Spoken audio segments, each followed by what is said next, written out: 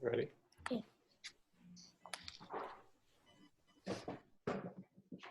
Hi. Hey, Tate. Hi. How are you doing? Good. How are you? How are you? I'm good. How are you? I'm doing pretty good today. I like the sunshine.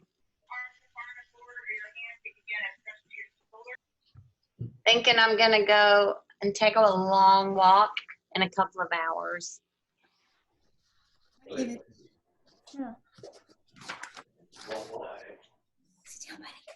Yeah.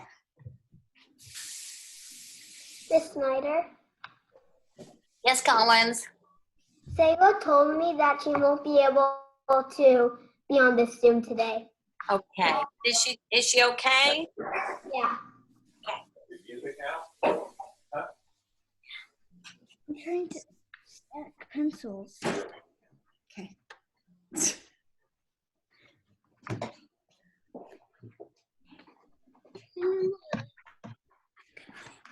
Layla, what are you eating?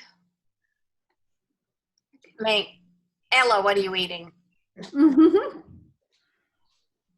Ella, Layla, Sayla, to me, Lexi.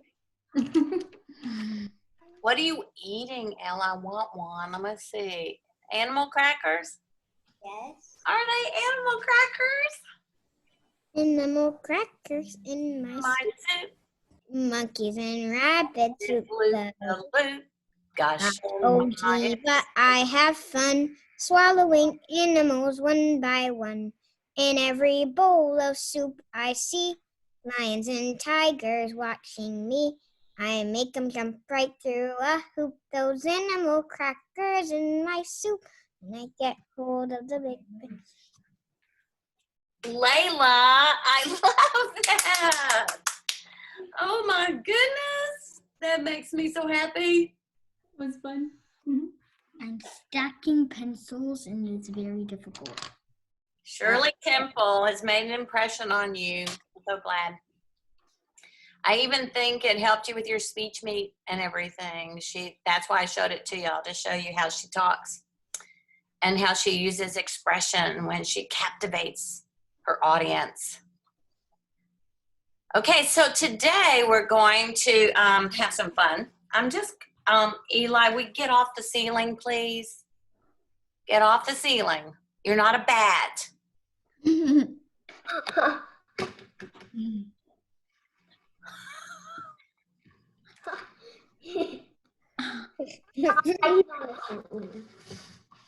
Okay, so I'm going to read a book to y'all today.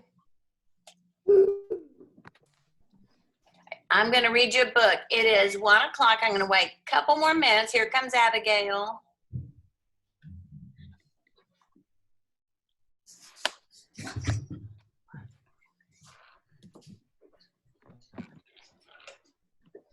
And then we're going to talk a little bit about literary elements, and I want you to be thinking about some stuff we've learned this year.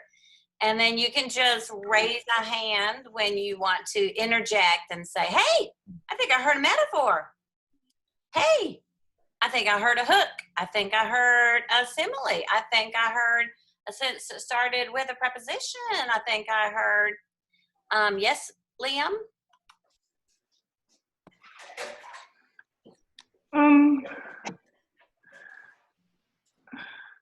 I don't.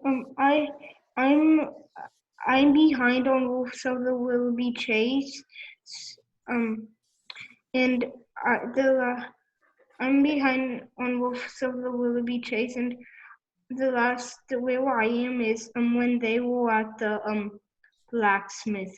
Oh, well, then you're not very behind, honey. Then you're not. So here's what you can do. You can catch up because we're not going to even talk about it again until our party on Thursday. Okay, so you know about the party, right? What are we talking about? We're talking about getting all caught up with Wolves of Willoughby Chase so that you're all ready for the party. Okay. And so that means I sent your parents 12 pages for you to read by yourself. I mean, your parents can read it with you if you want, but you're not going to read it with me, and I'm not going to read it to you at all ever. But I didn't give you all of the last chapter. I'm going to read the last chapter at our party. But if you don't read those 12 pages, you will be very confused about the rest of what I'm talking about. So you'll be really missing out. So go to YouTube and read those read the 12 pages I mailed you. Somebody has a very strange name on here. It's Eli. Eli, be careful of your name, please. I wanted to say your name. Don't play with things. Eli Allen, I need you to not touch the controls. You don't need to be experimenting with different things, okay? I need you to show me your face. I don't want a blank screen. Keep the picture on. Don't sit upside down. Don't put a background, and do not play with the controls. That's an absolute necessity that you follow those directions, or Miss Ballesteros will be upset with you, as well as I will be. So those are our Zoom rules, and they have to be obeyed. That goes for Eli especially, because you've been playing with controls too much. Okay, so today I'm going, yes, Colin, do you have a question? Okay. Yeah. I see that I have 1, 2, 3, 4, 5, 6, 7, 8, 9, 10, 11. And that is everybody for today, because I know certain situations why certain people are not able to join today. So I'm going to begin. So I'm going to read a really cute book. And I want you to be ready to give me your comments when you see, here we go, another person. So I want you to give me your comments when you think of something that we talked about this year, anything at all that you think, hey, we learned something about that this year. Now, this is a very old book. This book was written before I was born, and it was written during World War II. And during our time period when America was in a big war. And it was a little bit like we're experiencing now. Everybody in America had to work very hard to solve the problem. Everybody was making things like masks and sharing them, trying to help out everyone they could, help each other by sharing food. There was just an awful lot of things similar during that time. But this is a little story that was written during that time, and it is called The Plain Princess. The Plain Princess. I read it when I was a little girl, and I bought this book for quite a bit of money when I found it on the internet about 20 years ago. I paid almost $40 for this little book. Guess how much it's worth now? How much? $800. What? It's an expensive collector's item now. So I'm going to go ahead and have you mute, and I'm going to begin, okay? I'm going to share my screen because I put all the pictures ready for you to see, okay?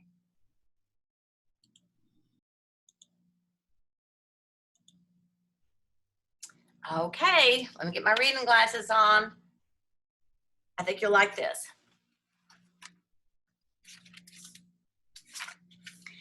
Once upon a time, in a distant kingdom, there lived a princess who was an only child. Her name was Esmeralda, and in every way save one, she was the most fortunate of persons. Her father, the king, was rich and powerful, and the pockets of his waistcoat were always filled with treats. We learned what waistcoats were this year. The queen was an amiable and affectionate mother who dearly loved planning birthday parties and surprises for Esmeralda, and frequently let her dress up in the crown jewels on rainy afternoons. The princess's nursery, we learned about that this year, was painted a charming color of her very own choosing. Wonder what color that was. In her closet hung dozens and dozens of rich dresses, each more splendid than the other. Does that remind you of Bonnie? The court poets composed verses for Esmeralda, which were set to enchanting music. by the court musicians and sung to her every night at bedtime. Did she arrive at the age for roller skates? A skillful workman hurried immediately to his workshop and contrived for her the finest pair to be found in the kingdom.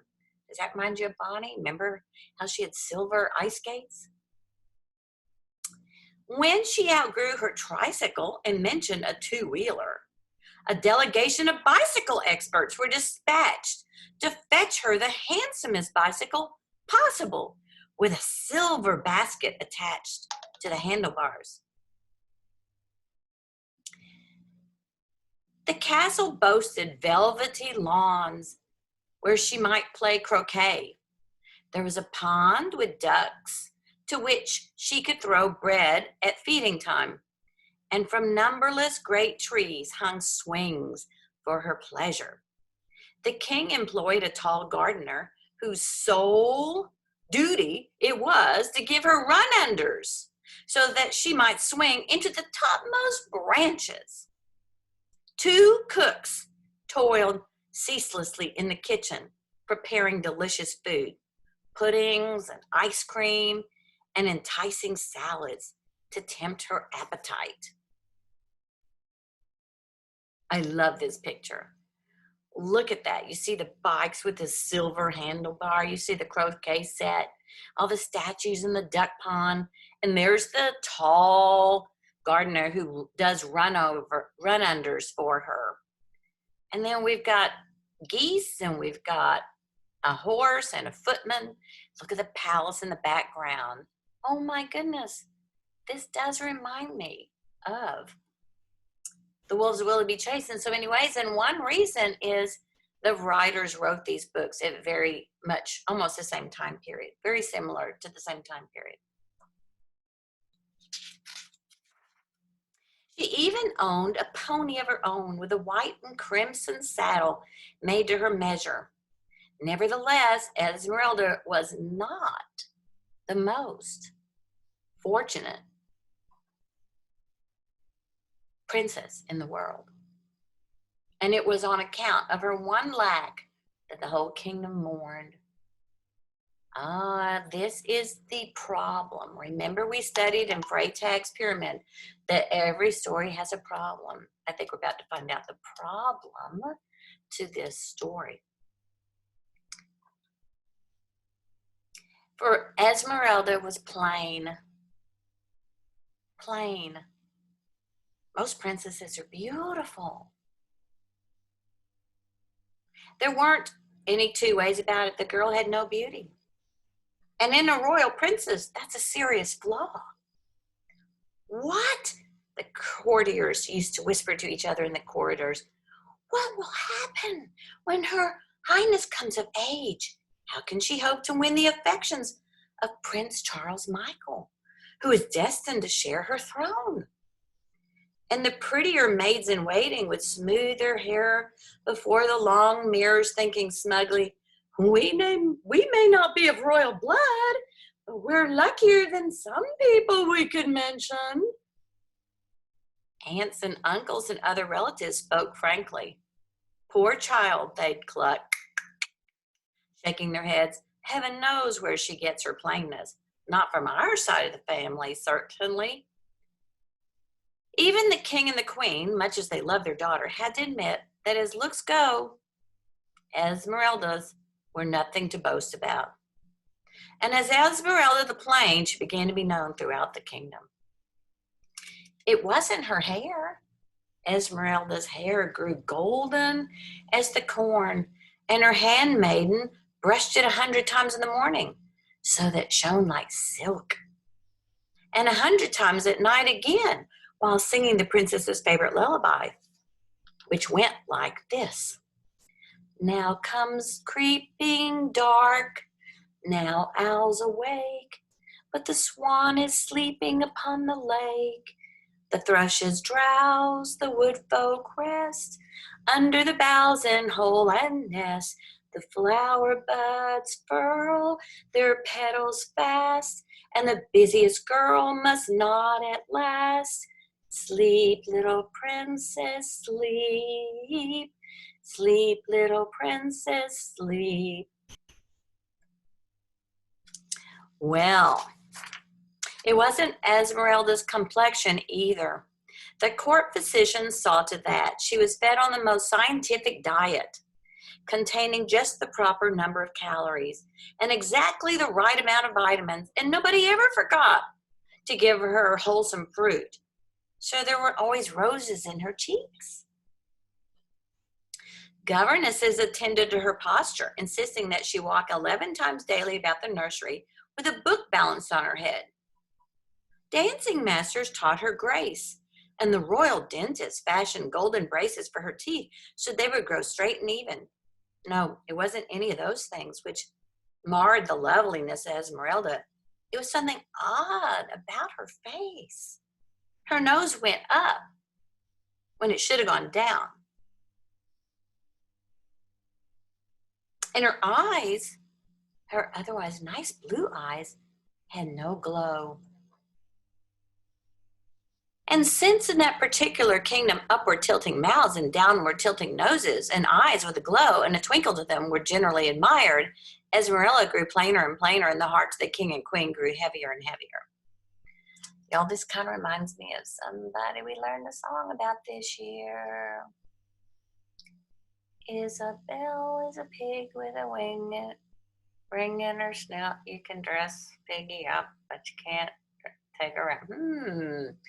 Wondering if we know the cause for her lack of beauty.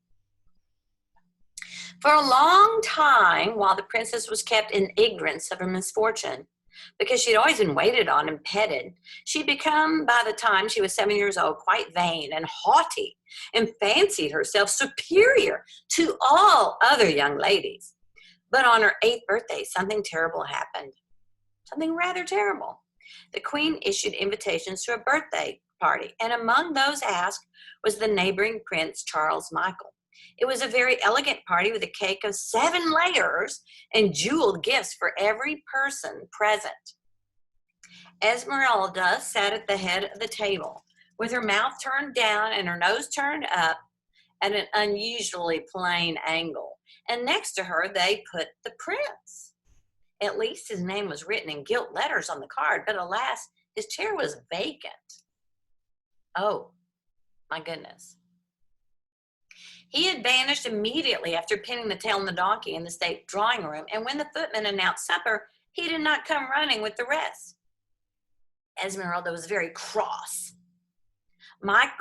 She wished Charles Michael to admire the paper crown she had pulled from her snapper. But though the servants scoured the castle, no prince could they find. It was only after the feast had been finished that they discovered him down by the duck pond, and with him the daughter of the duck keeper, who had not been invited to the party at all because she was not important enough. Your Highness, reproved his tutor, after Charles Michael had been fetched and had been made to say goodbye to the king and the queen, why ever did you run away from the princess's party? Charles Michael was a polite little boy, but he was also honest. Because he answered, and the court could not help but overhear, I like the duck keeper's daughter better. She has a mouth prettily turned up and a nose charmingly tilted down, and her eyes have the merriest twinkle in the world. Well, you can imagine Esmeralda's chagrin. She burst into tears and had to be carried away like a baby by her governess. The king and queen, casting down their eyes, retired unhappily to their rooms. As for the court, they looked at one another knowingly and murmured, just goes to show, doesn't it? It'll be hard later on to be ruled over by such a very plain princess. All night Esmeralda wept, and no one could comfort her. Her father and mother were in despair. They called a consultation the royal physicians, but those sages had little to offer. In such cases as this, your majesty, said the oldest and wisest of them, we seldom operate. Tonsils we can take out, but there's no improvement in cutting off the princess's nose. Pills would have no effect upon the shape of her mouth. As for the glow of the royal eye, All the drugs in the kingdom would not bring it there. Have you nothing at all to suggest? Asked the king. He looked at the doctors severely, so they sort of shifted nervously from one foot to the other and fingered their stethoscopes. Finally, one of the youngest cleared his throat. Your Majesty, he said nervously, why not try magic?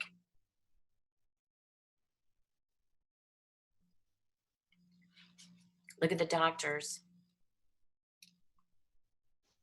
Look at the king's face. Look at the queen's face. Someone's dropped over a little vial of medicine. I'm sure we know who that is. And look at her tantrum, her legs apart. Is that very princess-like? Her fist pounding? Her face? Look at the eyebrows of the physicians. They're like, ugh. Useless, snapped the king. We've been all over that with the wizard of the state. Offer a reward, bravely continued the youngest physician. In this great country, there must be someone who knows the right enchantment. Well, meditated the king, we will take it under our royal consideration. And then he dismissed the doctors. The next day, in the newspapers, appeared a large advertisement stamped with the king's seal. It went like this. Reward. Anyone capable of transforming a plain young lady into a beautiful young lady will be given a purse of gold. Results must be guaranteed. Those who fail will lose their heads. That wasn't a very good idea for an advertisement. For the king had thought it up by himself. He had not consulted any of his royal board of public relations. And for a week, no one came forward to seek the reward, since naturally few persons want to risk their heads being cut off. I don't believe, do you? Then, on the last day of the week, there came a knocking at the castle gate. A strange visitor. It was neither a wizard in a tall hat, nor a great doctor in a black robe. It was a woman, and a very unfashionable one at that, just kind of like a little widow woman in plain clothes. Someone kind of like Mrs. Snyder's looks, about that same age. But she clutched a copy of the newspaper in her hand and smiled quite cheerfully at the king when she was admitted to his presence. Dropping an agreeable curtsy, she said, Your Majesty, I have come in answer to your advertisement. The king looked at her in astonishment. Nonsense, he cried somewhat rudely. My good woman, I was expecting a powerful magician. Oh, she did not seem one whit abashed. My goodness, look at this child. I think that picture's out of order. This is the picture I want to show you. The oddest people make magic nowadays, she answered. Besides, Your Majesty, I'm a widow and on practically no income at all. I have fed, clothed, educated, homeschooled 5 daughters. I claim that in these days, taxes being what they are, that takes a magician of sorts. And she looked so serenely at the king that he was impressed in spite of himself. Certainly you are the only one brave enough to answer my advertisement, he mused. And in England, they don't call it advertisement, they say advertisement. Perhaps you have some power I have not heard of. Remembering to be businesslike, he added, what references can you show from your former employer? I mean, have you any proof of your magic? The woman fumbled in her purse and drew out a photograph. These are my 5 daughters, she said, not a plain one among them. Truly, the king had to admit as he scanned the picture that 5 handsomer girls he had never seen. Every nose tilted daintily down, every mouth turned up, and the photographer had caught the twinkle in every pair of eyes. Nice. Very nice, murmured the king. But could you do the same for a young lady who wasn't your daughter? Give me 3 times 3 months. You have been doing multiplication lately. 3 times 3 is how many months? 9. That's almost 2/3 of a year. That is 2/3 of a year. 9 out of 12, if you know division, is 2/3 of a whole year. That's how long it's going to take for her to accomplish the magic. I think I could do it in that time if I had a free hand and no interference, she said. You realize you'll lose your head if your magic fails, the king asked. I'm willing to chance it for your sake, your majesty, and for the sake of the poor plain little prince. She stopped suddenly and clapped her hand over her mouth. But the king only said sadly, never mind. Everyone knows about Esmeralda. Come now, Mrs. Goodwit. Dame Dom Goodwit. Come then, Dom Goodwit. I am inclined to trust you. I like your courage and I like your manners. Let us but see the queen, speak to the princess, and then you can at once take up your residence in the castle. Oh, cried the Dom, that is one thing I cannot do, your majesty. Unless her highness goes with me and lives as one of my daughters, the magic is of no avail. What? Roared the king. Esmeralda leave her home and her comforts to live with you? No offense, madam. What is bound to be a style to which she is accustomed to is all that she can live in. The Dom was calm but firm. Those are my conditions, your majesty, she replied. Your advisors may examine my home. You may keep watch from afar during the princess's stay, but come with me she must. And what is more, she must take little with her. Not one silken gown or jeweled plaything may she bring if my magic is to be effective. Well, the king argued, and he argued, but he got nowhere. And finally he gave in. So did the queen. For once in their lives, also, they were firm with Esmeralda, who did not take it kindly at all. She threw a little fit. And then the very next day, though, after the royal emissaries had turned in a report that the Dom lived in respectable, though very humble circumstances, off they packed her in a hired coach because Dom Goodwit had said that she could not come in the royal carriage. Not one thing either could she take or bring along. Nothing that would remind her of her exalted royal state. Not her bicycle with the silver basket, nor her roller skates, nor her dolls with their numberless costumes, nor her pony, nor any of her beautiful dresses. The Dom went through her closet and selected 2 or 3 of the very plainest dresses and a couple of pinafores and a warm coat and hat. Only in one matter did she relent. She permitted Esmeralda to wear about her neck a little trinket, a pearl locket which had been given to her by her godmother and wasn't much value. The princess had worn it since babyhood. Esmeralda was still clutching tightly to the locket as she rode weeping away in an ordinary carriage to the house of Dame Goodwit and her 5 daughters. For 3 hours they rode out of the city through a dim forest into a meadow, and at last the coachman drew up before a small and shabby cottage. That's a far distance. The roof was peaked, the shutters a faded blue, the windows were insignificant. Flowers of early spring nodded beside the walkway, and near the picket fence flamed beds of crocuses grew. But Esmeralda saw only the shabbiness and the smallness. Oh, she sobbed, to be shut away here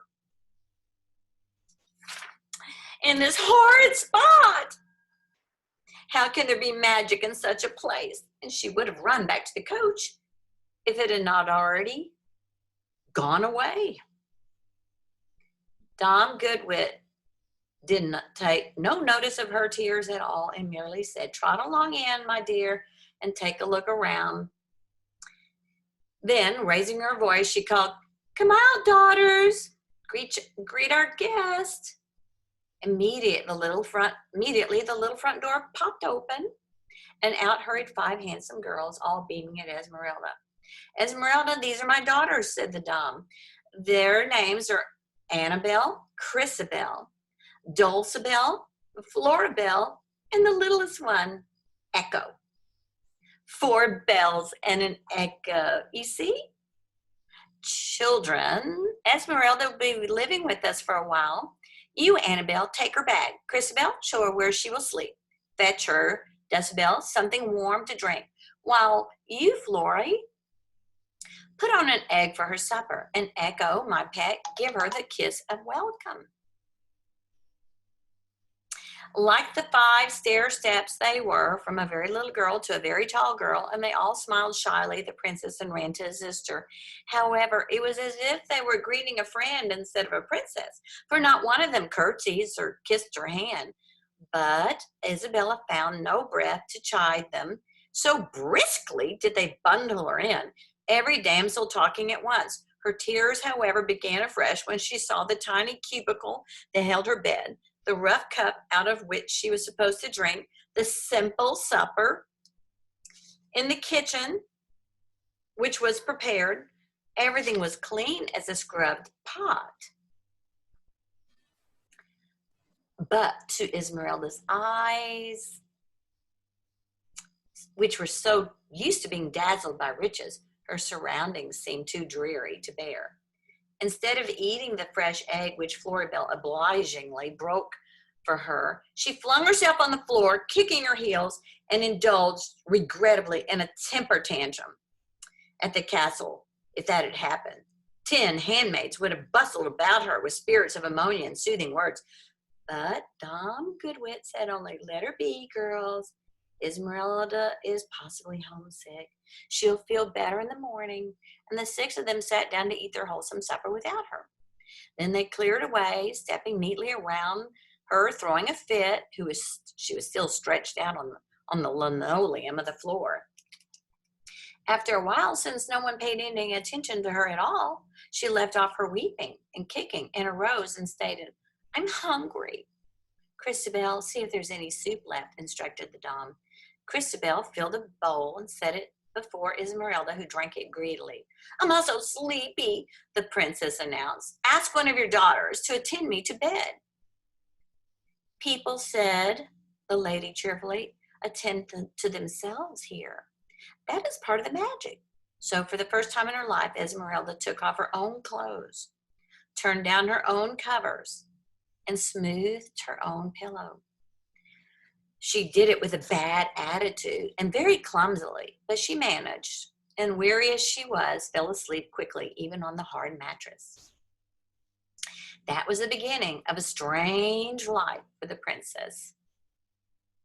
Whatever spells Dom Goodwit knew, they were not at once evident. She never said abracadabra or hocus pocus, and there wasn't a single one anywhere about the cottage.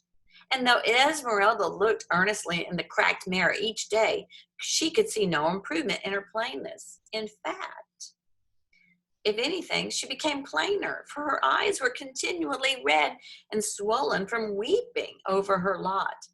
No one seemed to recall that she was a royal child. No one treated her special at all. Only the pearl locket hung around her neck reminded her, and she fingered it and treasured it constantly to reassure herself that the castle was not a dream. The Dom treated her kindly, but with no more ceremony than she gave to her own daughters. Esmeralda found to her horror that she was even expected to assist with the housework. "We won't ask you to do much at first," said the Dom.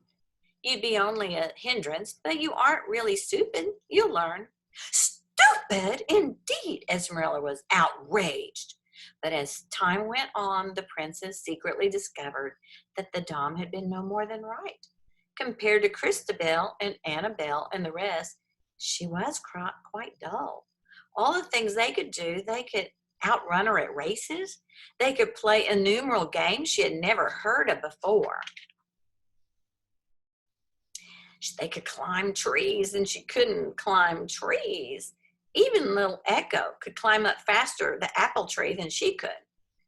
And that housewifely task, they were incredibly deft. They sewed and patched and darned and embroidered and whipped up delicate puddings out of practically nothing, while she could scarcely pour water without spilling it. Not that she tried. At first, she demanded that everyone waited on her, but no one ran to her and did her bidding. If she neglected to make her bed in the morning, she must sleep that night in rumpled sheets. If she refused to help with the table setting, no place was laid for her at all. When she forgot to hang up her clothes, well, they grew wrinkled and sat in a sloppy pile, and no one pressed them for her. What amazed her most was how little the Dom's 5 daughters minded their humble surroundings. When she wasn't sulking, she would spin them long tales of how elegant she had lived at home, or what tempting meals had been served in her royal nursery, or how remarkably well she rode her pony. But Annabelle and Christabel and Dulcibel and Floribel would mumble politely, "How nice for you," or "Wasn't that pleasant?" and go on digging the garden or ironing a napkin. Once, after Esmeralda had regaled them with an especially tedious story of her grand life, good-tempered Dulcie said abruptly, "You may have been a princess, but you never learned to jump rope like us, or spell so well, or sew a decent seam. You hadn't even any sisters or playmates. What good is it, however, being rich and royal?" Miss Schneider, someone's drawing. Well, someone needs to take their hands off it. What? No, nobody's drawing. Okay. What? Okay, everyone be quiet.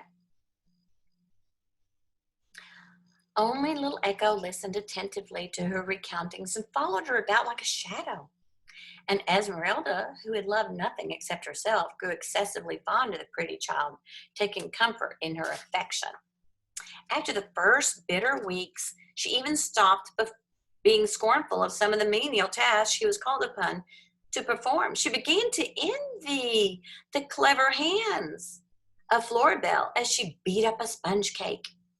She noticed what satisfaction Christabel took in embroidering a pocket on her smock.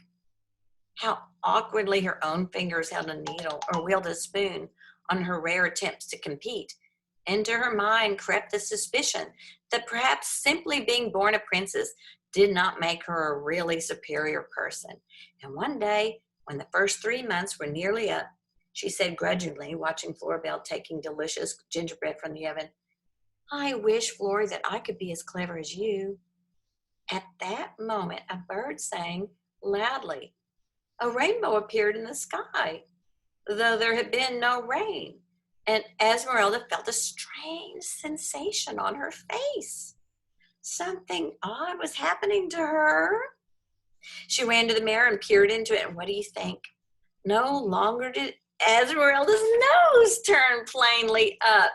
It tilted so charmingly down that she cried out with delight, and with what excitement!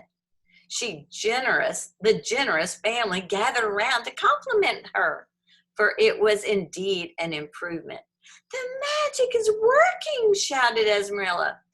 "Dom Goodwit, you are an enchantress after all." But the Dom only smiled. "That is as it may be," she said mildly. "Certainly your nose is more attractive, child, but perhaps that is because you have stopped turning it up at the world in general. Perhaps you have found out that there are people just as clever and just as fortunate in their own way as you." But Esmeralda was sure it was magic, and she began to relent in her feeling toward the Dom and the life of the cottage. Its meanness still irked her now and then, and at night she still fondled her pearl locket, but her manners improved, and she joined the rest of the girls more frequently in their games and at their chores. She hung up her clothes and nightly, and quite by habit. "Let me gather the eggs," she would sometimes ask at evening when it was time to search the hen house. Almost humbly, she followed at the heels of Christabel or Florabelle while, singing, they swept or dusted or scoured the hearth. Dom Goodwit gave her a tiny plot of ground for her to plant, and she grew reasonably adept at coaxing the seeds to climb up into the sunlight. She burned her thumbs trying to make cookies. She scratched her knees blackberrying, and she made up stories for Echo, which had nothing to do with how important she had been at the castle. Then, when save for a day and a night and another 3 months had sped, the second magic came to pass. It happened on an afternoon when a soft rain was falling. The house was quiet,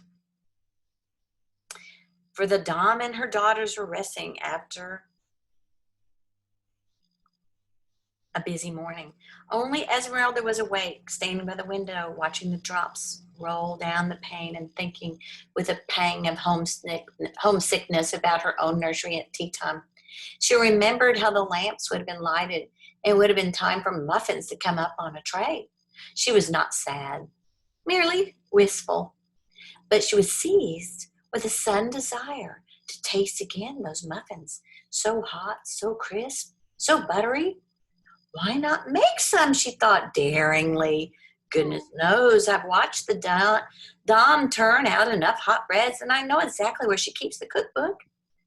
Without more ado, she crept quietly into the little kitchen, found an apron, and set about her task.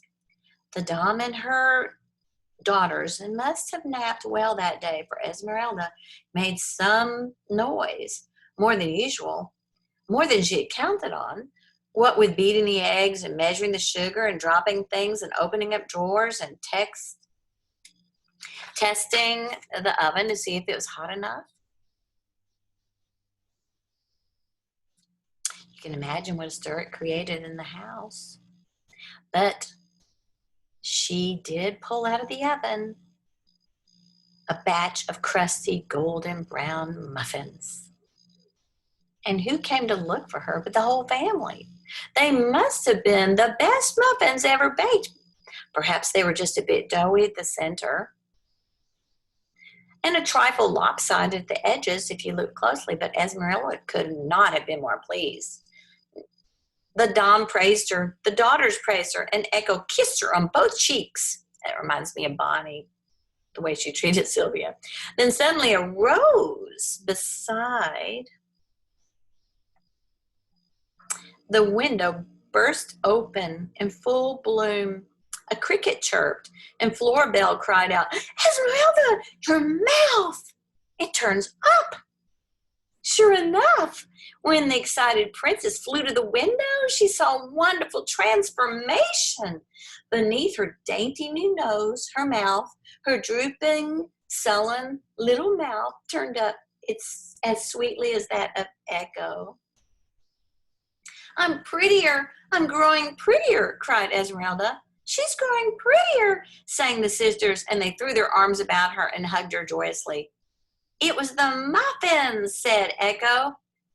"It was the magic," bubbled Esmeralda. But Dom Goodwit merely smiled and said, "That is as may be. Perhaps your mouth turned down because life was dull. Never before, I think, have you known what it was to be proud of the work of your own hands." After that famous occurrence, Esmeralda forgot to count the days till her exile ended. She grew happier in the cottage than she had ever been in the castle, except, of course, for missing her father and mother. She forgot about her pony and caring for the brown hens. She forgot about the tall swings with clambering up the old apple trees for fruit. She left off yearning for her usual luxuries and the pleasure of playing hopscotch with Florabelle or of beating Christabel at races or of doing well at household tasks. She tidied her room. She polished the tin pots until they shone bright as copper. She learned to make gingerbread men with raisins for eyes. The pearl locket lay in a drawer of her rickety dresser, and although she looked at it each day, its touch was not now her only consolation. The good Dom was well pleased with Esmeralda and remarked it so frequently that the princess's turned-up smile got quite dimply with happiness. Autumn waned. The last 3 months spent themselves in a haze of soft skies and flaming leaves. Light snow fell. In early December, the cottage rocked with whisperings and giggles, for little Echo was about to have a birthday. It looks like somebody's trying to get in. You're going to have to wait. I've got someone trying to get into our meeting. Or maybe they gave up. Okay. Sorry about that interruption. Let's go back.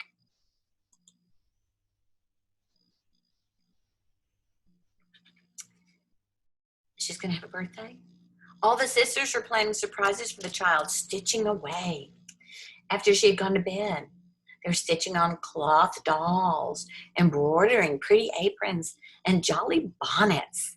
That reminds me of Aunt Jane and Sylvia. Only Esmeralda looked cast down, for she had been able to contrive no gift for her favorite. She couldn't sew as well as Annabelle, or knit like Christabel, or do fine cross-stitch like Dulcie, or twist yarn into cunning toys like Florabelle. There was no use her baking cookies. Dom Goodwit was already frosting an impressive cake. So for the first time in a long while, she felt sad and left out. Never mind, Esmeralda, Dulcie soothed her. Echo knows you love her and would give her something if you could. Yet on the night before the birthday, Esmeralda let fall a salt tear into her pillow. She thought of her 1,000 riches at home and of all how little they helped her now. Her hands alone tomorrow would be empty. Yet, need they be? There was her locket. True it was what she treasured most of all. Without it, she might forget altogether that she was the daughter of the king, that Echo had been her admirer, her comforter, her dear little friend, just like Sylvia and Bonnie. In the darkness, Esmeralda felt for the locket, fitted her hand about it as if in farewell, and then fell peacefully to sleep. At dawn, she awoke, found a piece of paper, and tied the pearl bauble gaily with a bit of red string from the grocery bundles. When Echo came to the breakfast table, greeted by the happy birthdays of the household, there was Esmeralda's present on top of the pile. Echo opened it curiously. Then she cried out, "Ah, the locket!" She threw herself headlong into Esmeralda's arms, and they burst into happy tears. "It was all I had to give you," gulped the princess. "Wear it for me." At that moment, a gleam of light from the window winter morning glittered brightly upon her head, and somewhere far off a bell pealed, and Florabelle looked up with amazement. "Esmeralda," she called out, "your eyes! They're glowing like stars." Once more, Esmeralda sped to the cracked mirror, and with overwhelming happiness beheld her countenance. What a pair of eyes twinkled back at her, glowing indeed like stars. "The magic," she said softly. "It is complete. I am no longer plain." Then she turned to Dom Goodwit. "My father, the king, will reward you well. You are a powerful enchantress." "That is as may be," said the Dom placidly. "Perhaps your eyes glow for the first time in your life. You have done an unselfish thing. I am well pleased with you, Esmeralda." In the midst of the rejoicing, there came a rattle of wheels, the sound of horse hoofs along the frosty road, and someone smote heavily on the door.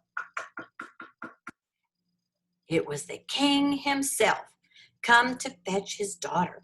For thrice 3 months, were gone.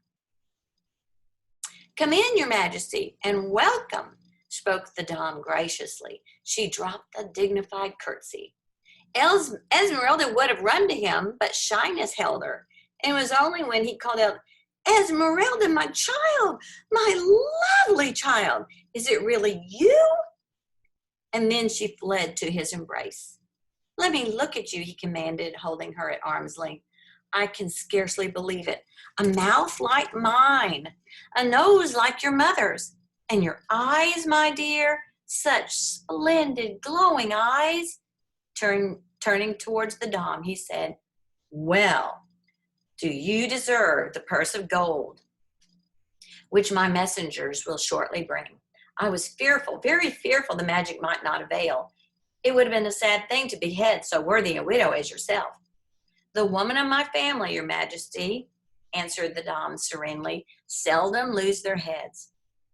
As for the purse of gold, I do not want it. Esmeralda herself worked the enchantment, not I.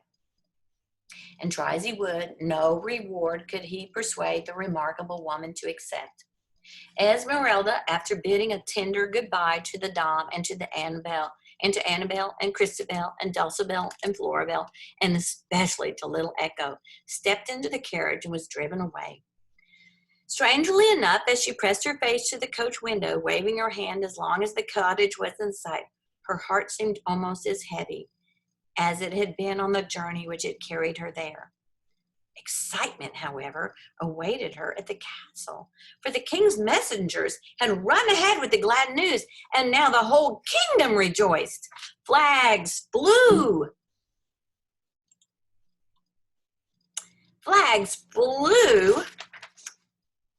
Sorry, lost my place. From the battlements, cannons fired salutes.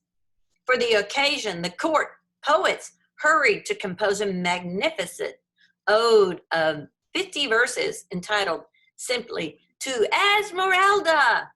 As the princess walked gracefully between the silken ropes, which had been stretched on either side of the castle steps, an audible gasp arose from all the servants and courtiers and guards of honor who were lined up there in their best livery. "Is it really Esmeralda?" they whispered. "What poise, what charm, what sparkling eyes!"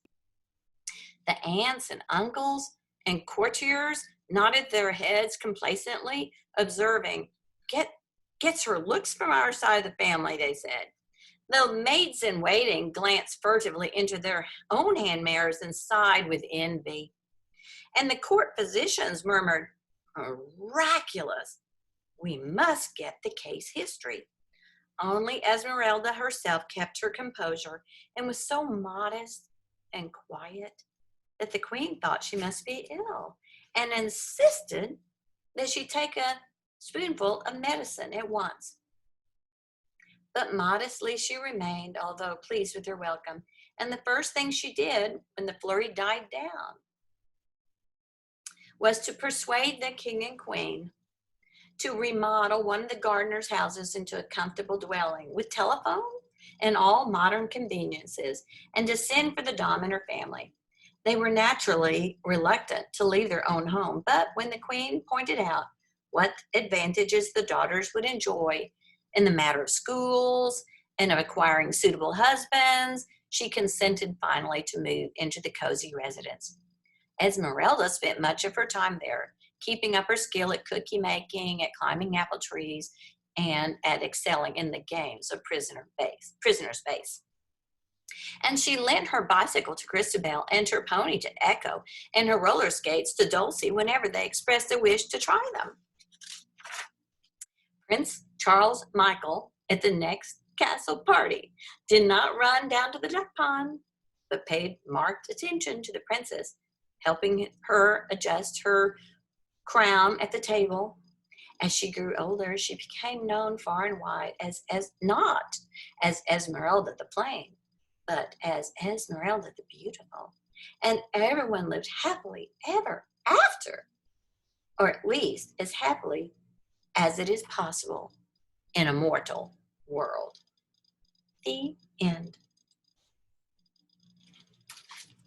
So, if you are thinking about Freytag's pyramid, unmute everybody. Where was the climax? What was the problem? Where did the falling action happen? And where's the denouement? Okay, unmute everyone and start talking. We just have a little bit of time left. The problem was that she wasn't so beautiful. She was just plain. And then she went somewhere to try getting it better. Okay, so who's next? David? I think the climax, I'm pretty sure the climax is when she gets in the carriage to go back home. That part. Or when she gets, I can't decide between when she gets in the carriage or when she gets, where the problem is completely solved and she gets the twinkling eyes. Yeah, her sparkling eyes, her glowing eyes. Are these metaphors? Any metaphors going on?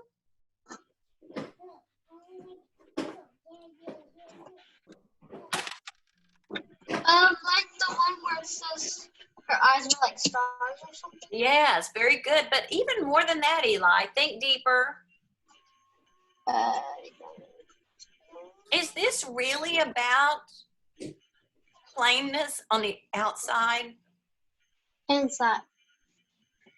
Is this remind you of the Proverbs that we studied with Isabel the pig? You're trying to say that there was also stubbornness on the inside, and that you wanted her, not the witch, but the girl wanted her to let go of it and find more graciousness, kind of similar to Naaman. Yes. Good job. Yes. I know. What else? I mean, Collins, what are you thinking? Yes. That is cool. Climax, I think it might be maybe when she's trying to give up her pearl locket. Oh, I think so too.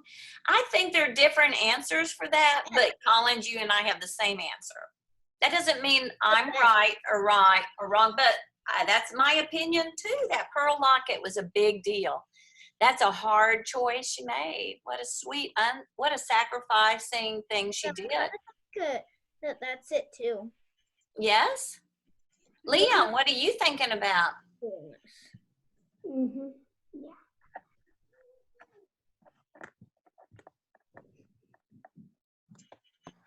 I'm still thinking. Sayla, tell us what you're thinking about.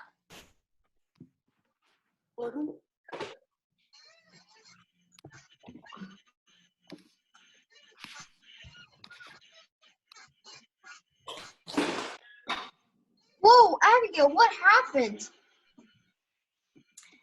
Lexi girl, what are you thinking about?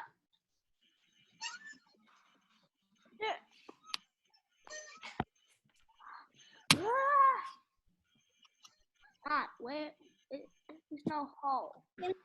You know what happened? Layla, tell us what you're thinking. My girls are too quiet.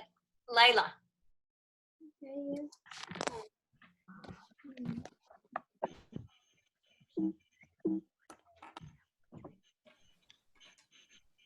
I think the rising action was when she wasn't able to climb the apple tree, and even Echo was able to climb it faster, and everyone was able to do better stuff than her.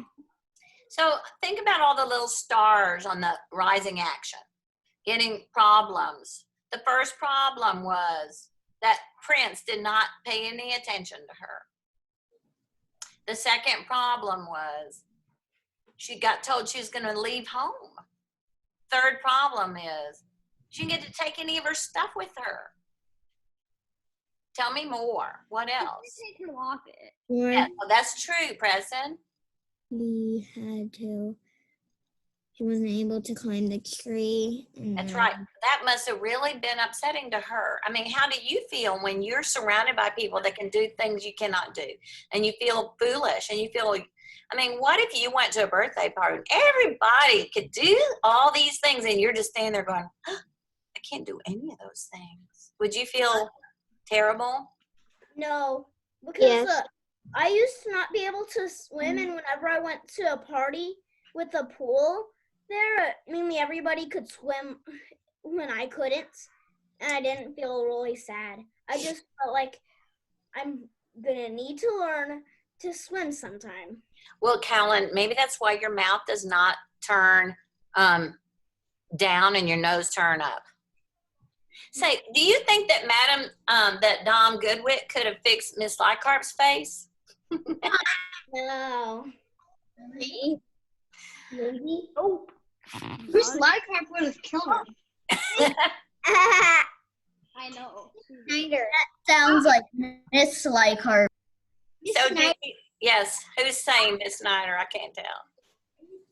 How'd you get that little thing? How'd you get the cartoon thing of Bonnie and Sylvia and Simon running away from the wolves?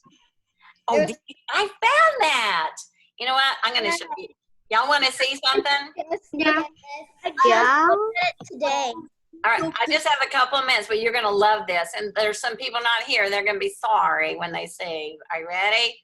Okay, I'm going to share the screen. Hang on. So, no, not that one. Wait a minute. Hang on. I'll get the right one. Snyder, I'm almost finished with my costume. I'm already finished. I already am finished. One more thing that I need to find in my house. I need 2 more stuff and then I'm finished. I got all my props and stuff like that. Finished. All I need is some of the clothes. I have a goose. Need any props though? Bye. Now I know which one you're doing. I know, you already know. What? You can, oh, yeah, don't tell anybody. Wow. It's a secret. Okay. We're supposed to guess each other. We gave it away. Everybody's gonna know who I am for sure. Yeah, because you Ah, do you see it? Yeah. What's that? Sylvia and Mr. Grimshaw. Mr. Yeah. Grimshaw has a big nose. Yeah. Where are the wolves? And then we taste. Wait, is this like a slideshow you made or something? Yeah. You like it? I bet everybody could Bonnie put on doing the outside work, which was That does not look like one of the. Was that one of the pictures? Look at her hair. No, it's not in my book. If you buy different books, sometimes you get a different illustrator. The Wolves of Willoughby Chase has been reprinted many times over the years, and if you get a different illustrator, you see different pictures. And so I just got a bunch of pictures for y'all to look at today. I'm from Joan Bacon. Huh? That one, it says at the bottom who it's by. Yeah, but the author is the same in all of them. Can you go on the other one? Next one. Chapter 8 by Joan Akins. So it must be in chapter But I didn't like the Sylvia one because it didn't really reflect what Wolves of Willoughby Chase is. Like that It's a just cartoon. looks. It's very cartoon looking, isn't it? I thought you said that she was wearing all white. Yeah, they did some things different. Miss Snyder. Whoa, the wolves! I actually didn't. Miss Snyder. They didn't. Miss Snyder, I know all about what's in the foil because in this one video she told us what it was. So Wait. Are you telling us something you already read? no. Okay, what? Miss Snyder. Miss White and Stop, Andrew! she told us what's in the foil, and I actually I read about that in Guardians of Gahoot. I have almost all the books of it. Hey, guess what? About that. I saw. Yes. Miss Nidal, when Sylvia was in that like green plane, it was actually the traveling rug that Mr. Grimshaw let her I use. think you're right. And go back to the one where they're running through the wolves. Can you go back to the one before the one? You see the guy on the ground? No, the one after that. On the one, there's a guy on the ground, and he's being eaten by a wolf. Oh, I know that one. Yeah. That one. See, that's like where. Remember how Mr. Grimshaw says that they might eat one of the coachman or drivers? That's right. Mrs. Slycarp. That's Mrs. Slycarp in the carriage on the way to Blastburn.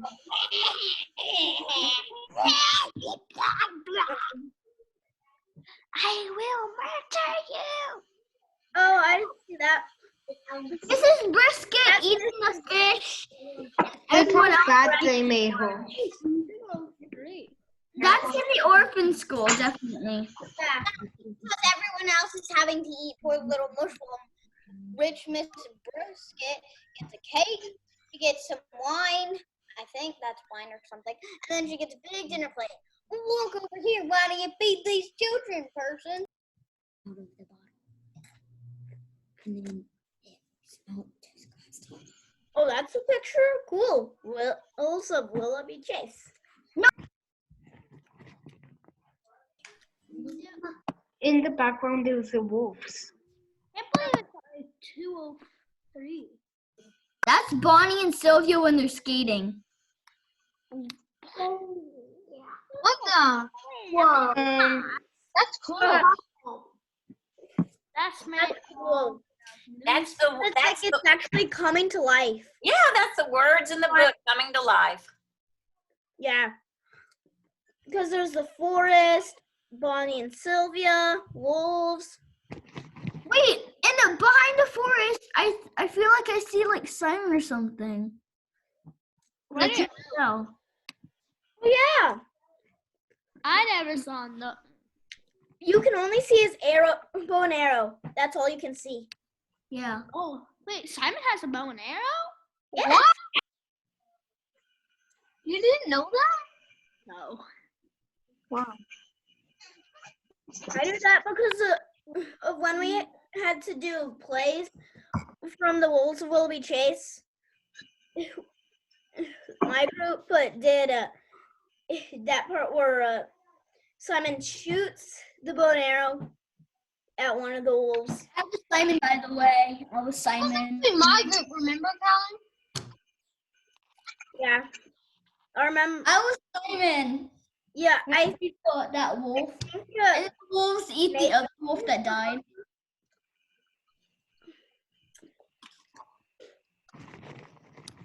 Okay, we're gonna say goodbye. Bye. Bye-bye. Goodbye. I Me. need